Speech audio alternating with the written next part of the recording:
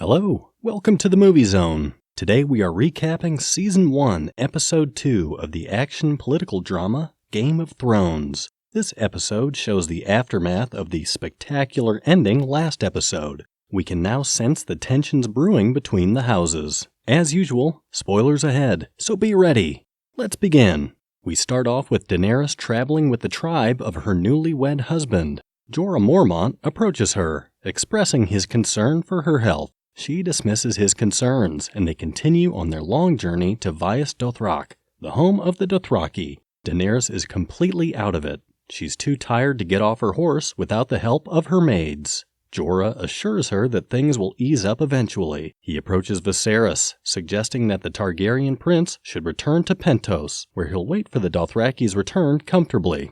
The would-be king tells him that he's not interested in comfort and wants to stay with the Khal until he fulfills his end of the bargain. The two discuss Jorah's past and why he was exiled. Apparently, Jorah was the Lord of Bear Island. He found some poachers on his land and sold them to some slavers. Selling slaves is illegal in Westeros. Back in Winterfell, Tyrion Lannister fell asleep in a doghouse after a drunken night. Joffrey and the Hound are both outside, with Joffrey mocking his hungover uncle. Tyrion seems annoyed by him at first, but he then tells the prince to go and offer his sympathies to the Stark family. Joffrey refuses, pointing out his sympathies won't matter whatsoever. He starts getting cocky, and when he says he can't stand the wailing of women, Tyrion lands a perfect slap. Not once, but thrice. This catches Joffrey by surprise. When he started crying and complaining, Tyrion outright orders him to go and offer his sympathies to Lord and Lady Stark. Now it's time for breakfast. Tyrion enters the dining hall where the royal family is eating. Cersei's daughter, Myrcella, asks if Bran will die. Cersei and Jaime look nervous. Tyrion answers that no, Bran is apparently not dying. Myrcella looks happy to hear this. However, her mother feels the opposite. Tyrion then announces that he'll be riding north to see the Wall. He wants to meet the Night's Watch, climb up the Wall, and piss off the edge of the world. The children giggle at him, although once again, Cersei seems displeased. She exits with her children, leaving Tyrion and Jaime at the table. They continue their conversation about Bran, with Jaime saying he'd rather have a good, clean death any day. Tyrion disagrees, stating that death is so final, whereas life is full of possibilities. He also wants to hear what Bran has to say once he wakes up. Bran is still in a coma. Catelyn's at the bedside,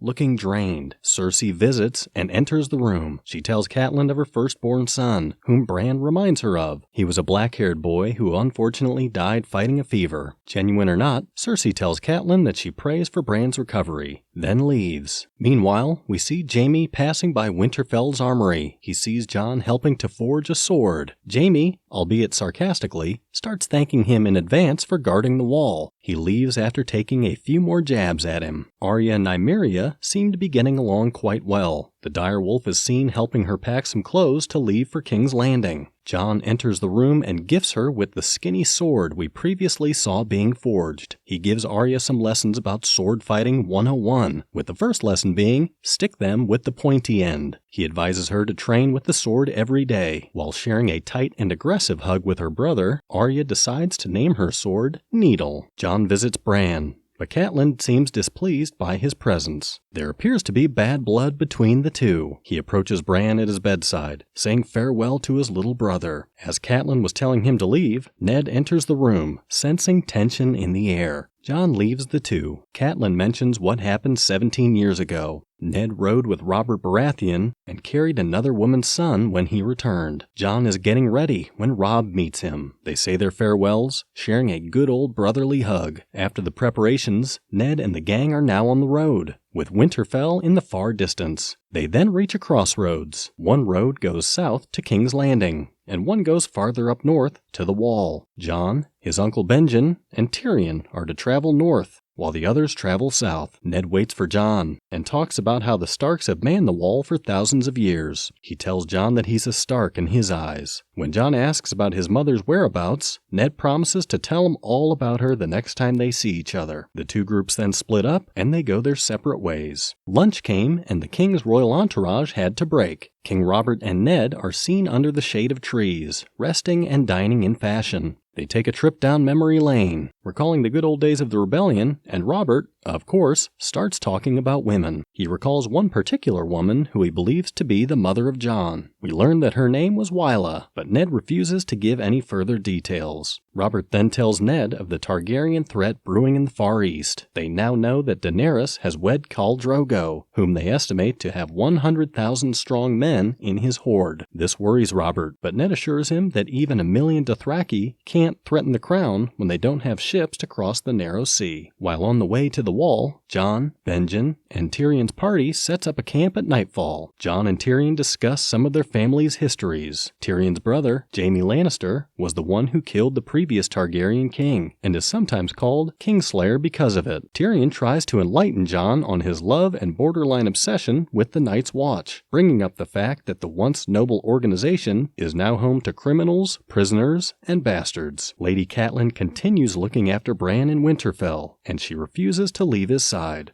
This is starting to take a toll on Winterfell, as she's been neglecting her duties as the Lady of Winterfell. Robb then offers to take over and work with Maester Luwin. The Maester leaves, and Robb decides to open the castle window. He notices something amiss in the distance. A fire has started down below, and Robb leaves in a panic. Suddenly, a dude with a hoodie comes in. "You're not supposed to be here," he says to Catelyn. He reveals his dagger and attempts to kill Bran. An intense fight ensues. Cat manages to hold him off with her own hands and is severely wounded. Bran's direwolf, Summer, leaps into action and finishes the cat's paw off. Bran is safe and sound. Catelyn investigates Bran's fall and goes up to the tower where he fell down. She finds one intriguing piece of evidence, a single strand of blonde hair. She summons Robb, Theon, Luwin, and the castle master-at-arms, Sir Roderick Castle. She tells them that she's suspicious of the Lannisters. They agree that Ned, now on his way to King's Landing, must know of this. Catelyn, accompanied by Sir Roderick, will travel to King's Landing, while Robb will remain in Winterfell. Meanwhile, at the inn at the crossroads, Joffrey's bodyguard, Sandor the Hound Clegane, introduces Sansa to Sir Ilyn Payne, the king's royal executioner. He's a man of few words. The previous king apparently ordered for his tongue to be torn off. Joffrey appears and takes her on a stroll along the riverbank. They see Arya practicing her sword fighting with Micah, a son of a butcher. Joffrey, like the idiot he is, starts cutting poor Micah's cheek. Arya snaps and whacks her stick at the prince's back. Joffrey, now enraged, swings his sword at her. Nymeria leaps and bites Joffrey's arm. Arya grabs his sword and throws it into the river. Sansa tries to help him, but he spitefully tells her to go away and look for help. Arya runs away to hide. She throws a rock at Nymeria, forcing it to retreat into the woods. She knows that Cersei's people will execute the direwolf for biting Joffrey's arm. She's later found in the evening and summoned in front of the king. Joffrey accuses Nymeria of attacking him first. Arya disagrees, and Sansa is summoned in as well. She refuses to say anything and claims that she remembers nothing. Cersei demands to execute Nymeria. Nymeria is nowhere to be seen, so she demands Sansa's direwolf be executed instead. Cersei sends Sir Ilyn Payne,